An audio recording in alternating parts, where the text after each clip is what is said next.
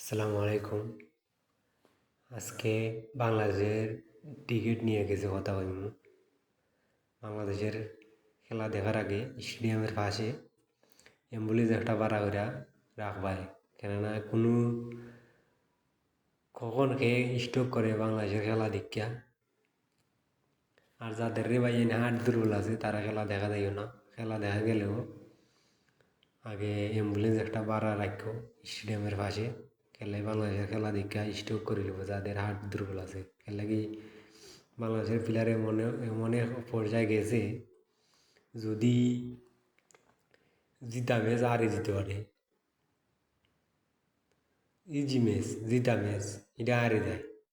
পাকিস্তান তারা মারে সুদাইয়া, পাকিস্তান তার বাপ হয় পাকিস্তানি হোক, তারা তো ম্যাচটা তুলিয়া দিয়েছে। ওটাই বুঝাইতে চাইছে যে ইন্ডিয়ার লগে আমরা পারতাম না, তোমরা ইন্ডিয়ার লগে খেলো, আমরা হারিয়ে দিলাম। ওইয়া ম্যাচটারে ডুবাইছে। ইন্ডিয়ার সাথে খেলা ইজি ম্যাচ হারছে, পাকিস্তানের সাথে খেলা ইজি ম্যাচ হারছে। ইমাদার যদি অলতেরে বেতন দেয় কোনো হালায়।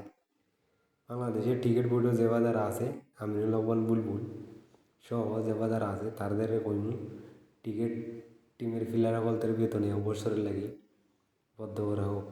লাগি ইমাদার যদি হল 7 লাখ 8 লাখ 10 লাখ করে মাসে বেতন নেয়, বগাও করতে পারে না, খেলা পারে না, আমার ফেল হোক। এতে কিন্তু ফারারদের টিকিট খেলা খেলে এলাকার মধ্যে গ্রামের মধ্যে অতিবালা ইতারে তো পাকিস্তানের লগে দিয়ে দিত, ইতাই ম্যাচ জিতে যাইব। ইতা আর টিকিট টিমের মাথার যদি বলতে খার পাল্টা বলাইছে। বাঙালির 22 কোটি বাঙালির আবেগ নিয়ে খেলছে।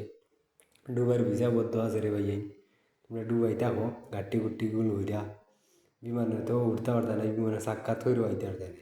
তোমরা ডুবাই থাকো, ডুবাই থাকলে তোমরা বাংলাদেশ টিকিট টিম ভিসা দিছে, ডুবাই থাকো, ডুবাই থাকলে এখানে ক্লিনারে কাম করবাই, রাস্তা রাস্তা ঝাড়ু দিবাই, স্টেডিয়াম ঝাড়ু দিবাই, হাম্মাম সাফ করবাই, ঠিক আছে, বাথরুম সাফ করবাই।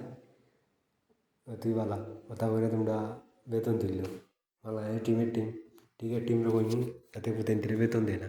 আর চাকরিরা আছেন অনেক, তার মারে শুধু এ মাদার চুদ মার ফেল খেলছি নি মাদার চুদে আইজিয়ার গেছে, না পারছে ইন্ডিয়ার লগে খেলতো, না পারছে পাকিস্তানের সাথে খেলতো।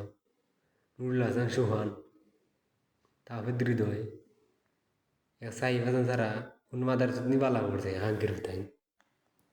তাইদের বাংলাদেশে আইলে জুতা দিয়ে পিটাইন দরকার, টিকিট ঠিকানি দরকার তার মাদার চুদ হল।